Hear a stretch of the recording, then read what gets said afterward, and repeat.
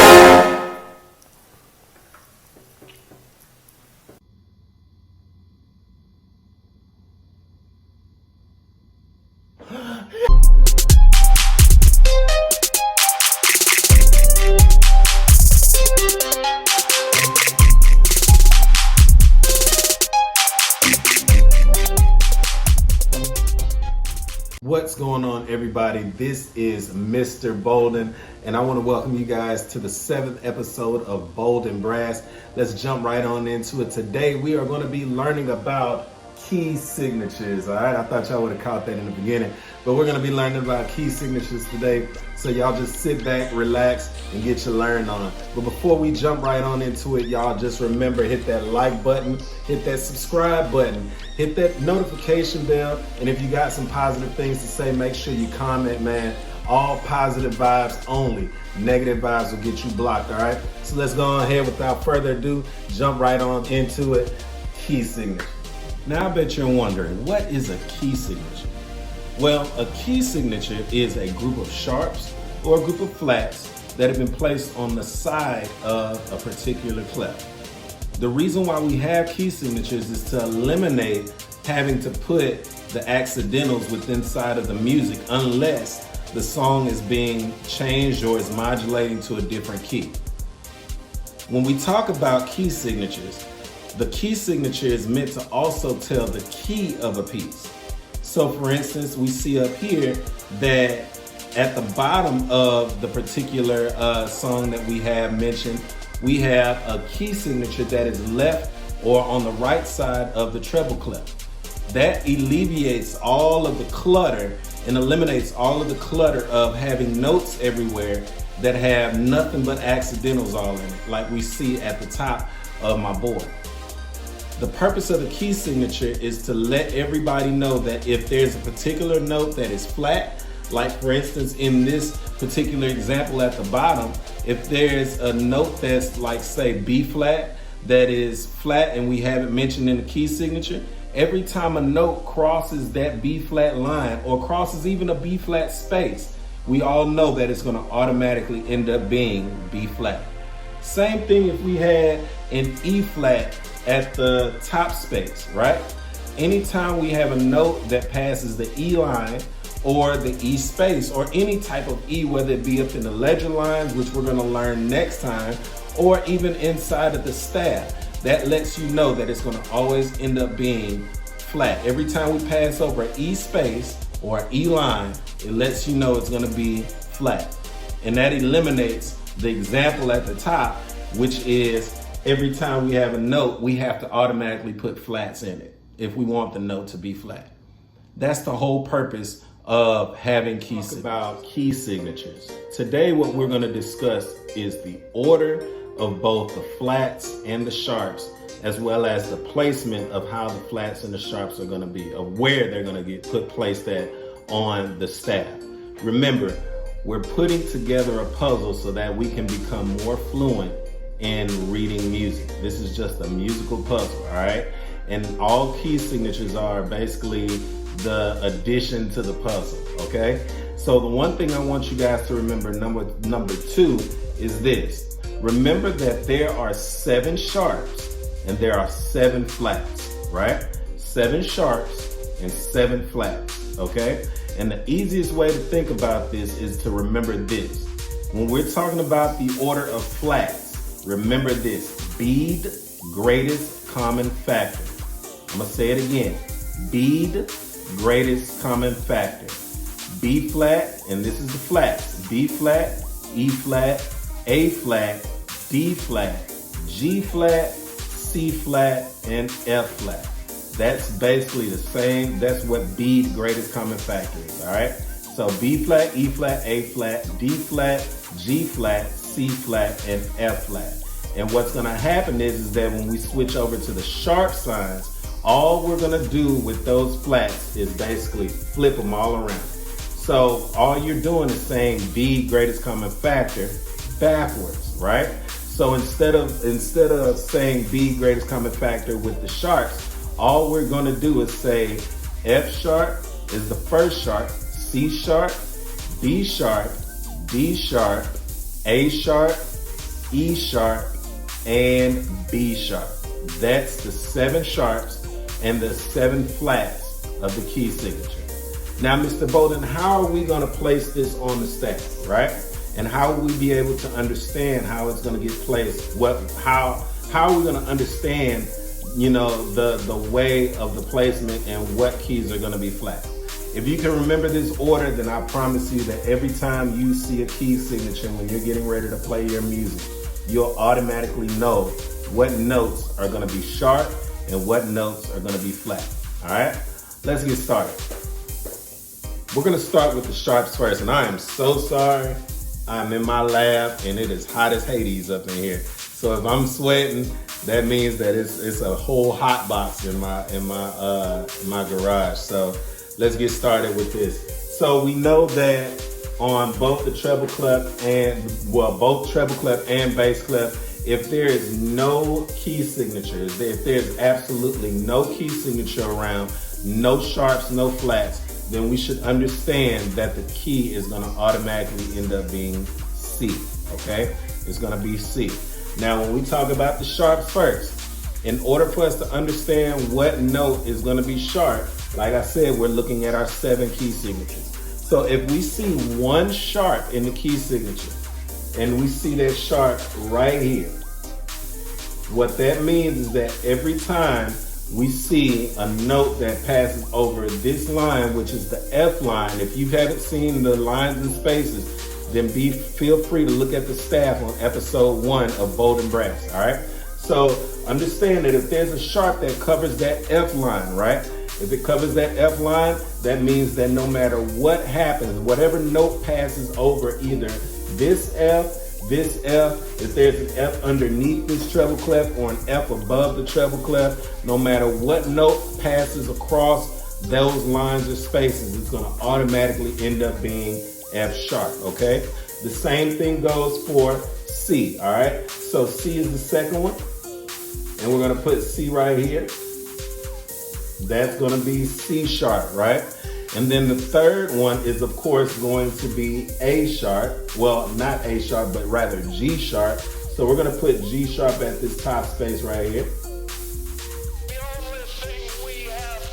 That's the third sharp. So that lets you know that F, C, and G are gonna automatically tell you that all those 3 notes are gonna be sharp, right? All right, so here goes the next one. We're gonna drop down, we see G. Now, here's the deal with G. F, C, no, we're on D, I'm so sorry. We're on D, so D is gonna go right here. So remember, every time a note passes over any one of these notes that have been made sharp, it's gonna automatically become sharp, okay? So the next sharp, which is gonna be the 5th sharp, which is A, we're gonna drop down and we're gonna put A right here. This is gonna be the space right here where the A sharp is gonna go. And then of course we have E sharp. E sharp is gonna stay right here. We're gonna have E sharp in this space. And Mr. Bolden, let's pause. Mr. Bolden, why did you put the A sharp way down here? Well, we can't put A sharp up here because there are no more lines and spaces above that. We're gonna now start ending up going into the ledger lines, right? And so that's the reason why in most key signatures, when you see key signatures, if they have a sharp that's way down here in the depths, underneath all the rest of the sharps that are up here, then that lets you know that, of course, you can't go any further than this space right here when we're talking about key signatures, all right? So we have 1, 2, 3, 4, 5, 6 sharps. Now we're on to the 7th sharp, which is the last sharp, which is gonna be B sharp. So we're gonna start with C. If we see C right there, that means that there are no sharps and no flats right here. All right, so if we put one flat right here, that means that every time a note passes over the B line or the B space, that means that it's gonna automatically end up being flat. Let's go up one more. We have B, and then we're gonna go to E right here. All right, and then the 3rd flat is gonna be A. I think after the 4th flat, you're gonna start seeing the pattern, the descending pattern. And then of course, the 4th flat is gonna be D. And then afterwards, the 5th flat from that is gonna end up being G flat. And by the way, make sure you call out both the first and the last names, okay? Don't just call out the first names, all right? Because if I made the mistake and I said, F instead of F sharp, all right? So we have F sharp, C sharp, G sharp, D sharp, A sharp, E sharp, and B sharp, okay? So that's what the sharps are gonna be. Here we have B flat, E flat, A flat, B flat, G flat, and then the next flat that's in the order of the flats is gonna end up being C flat. And of course, the last of those flats that you see, we're gonna have F flat.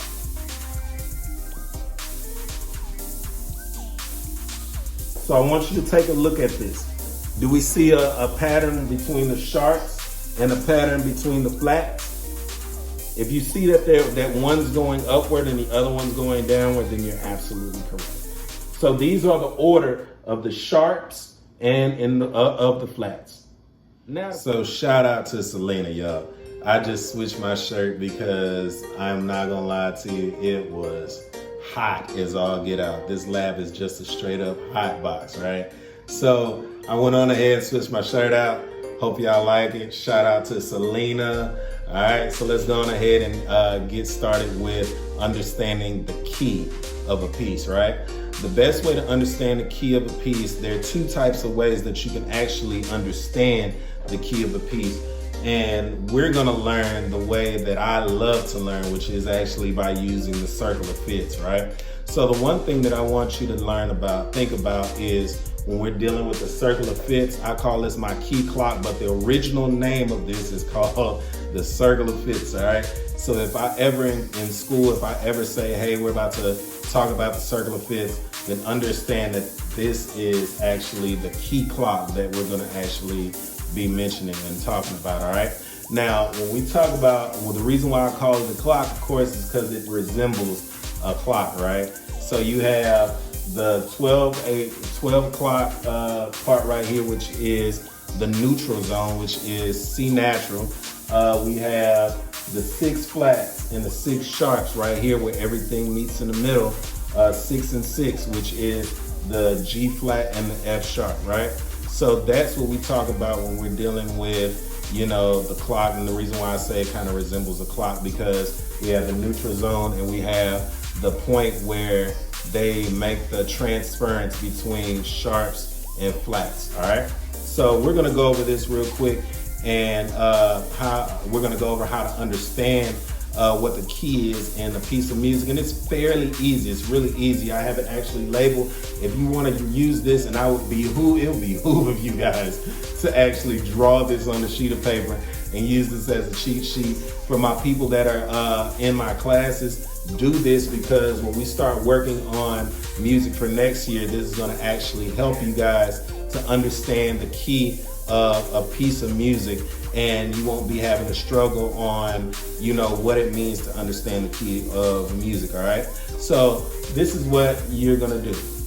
On the right side of the C, you're going to write down these notes right here. The reason why we call it a circle of fifths is because there are 5 steps between each of these letters. So for example, starting with the letter C, we're on C natural, right? So starting with the letter C, C, C, C. Starting with the letter C, we're going to count 5 up, starting with C as being number 1. C, D, E, F, G, right here.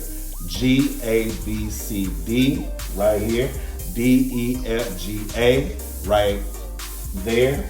A, B, C, D, E, E, F, G, A, B, and B, C, D, E, F sharp right here. F sharp, G, A, B, and then we're starting at C. Now, if we were to go to the flat side, let's start once again on C. We're right here. This is C right here. Remember, this is almost like the point of transition right here. So if we start with C flat, we're going to count 5 from C, right? So C flat, D, E, F, G flat, G, A, B, C, D flat, D, E, F, G, A flat, A, B, C, D, E flat, E, F, G, A, B flat, B, C, D, E, F natural, F, G, A, B, and finally C. All right, that's the way we count up the circle of fifths. That's how you understand the circle of fifths, all right? Now, here's the key part. I know I've been putting off of that for like about the past 1 minute, right? So in understanding the key, this is the one thing that you need to understand, starting at the sharp sign, the sharp part of everything.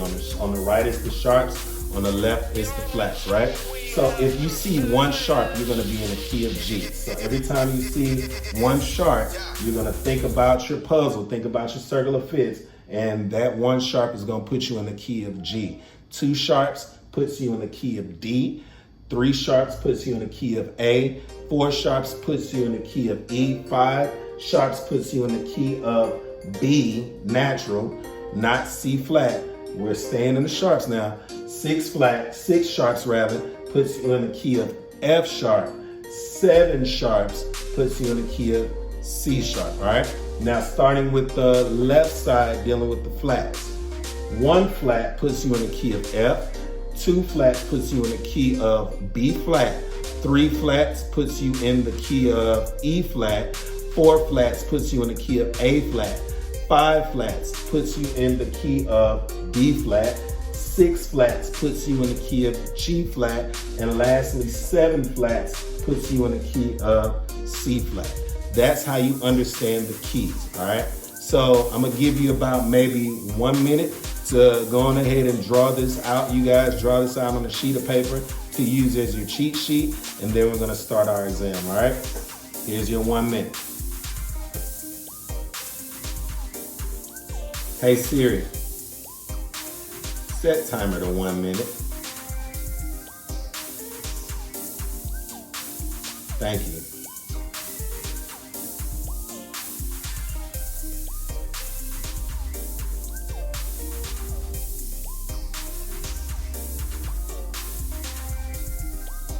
You got 30 seconds.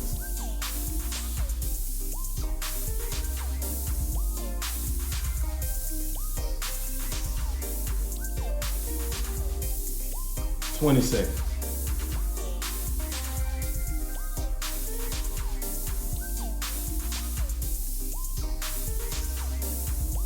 10 seconds.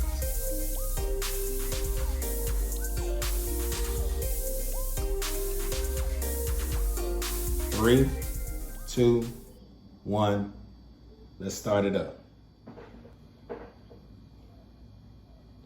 So you guys, here we go.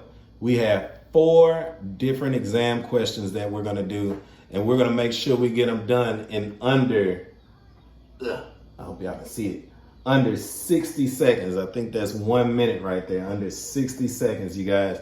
All right, so remember, if you made your cheat sheet, you're gonna be safe. That's all you have to do is look at the number of sharps and number of flats, and that'll give you your answer right there. So within 1 minute, I want you guys to, in the comment section, write down the number as well as what key it's going to be in. All right, don't write down the name of the sharps and the flats that are in the key signature.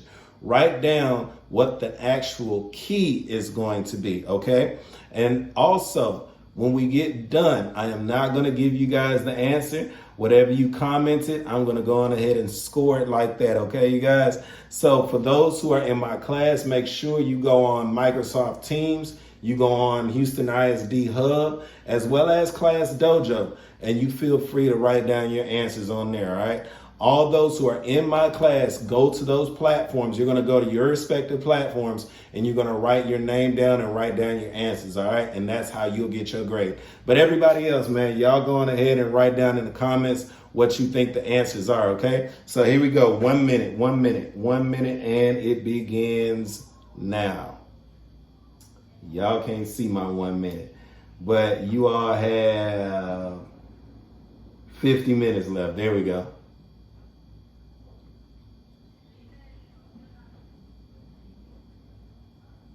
"50 seconds, I'm tripping.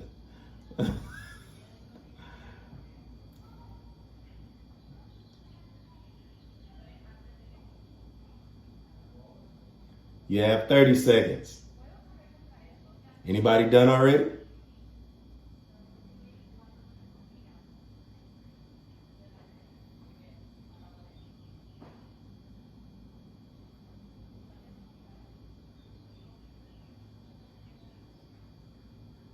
Ten seconds left.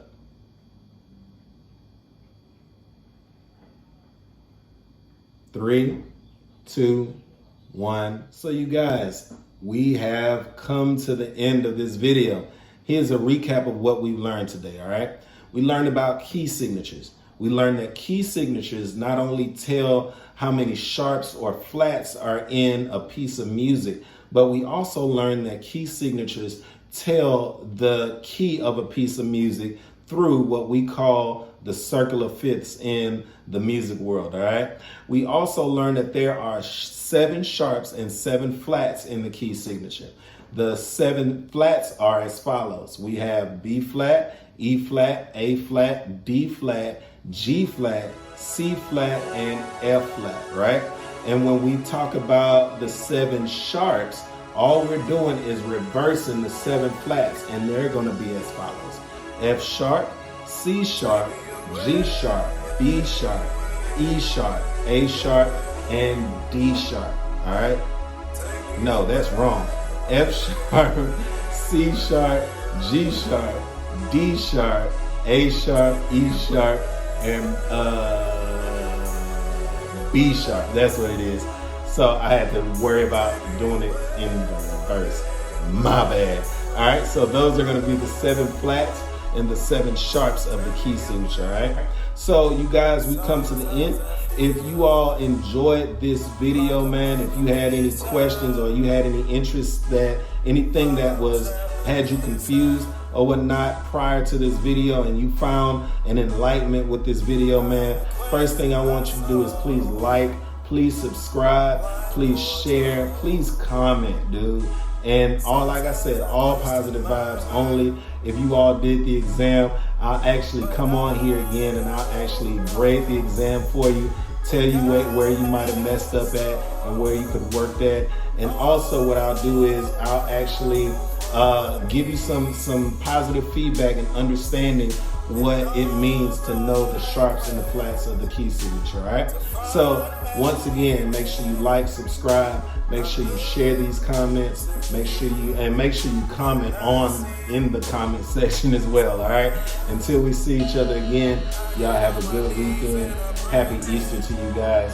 Peace and much love to you.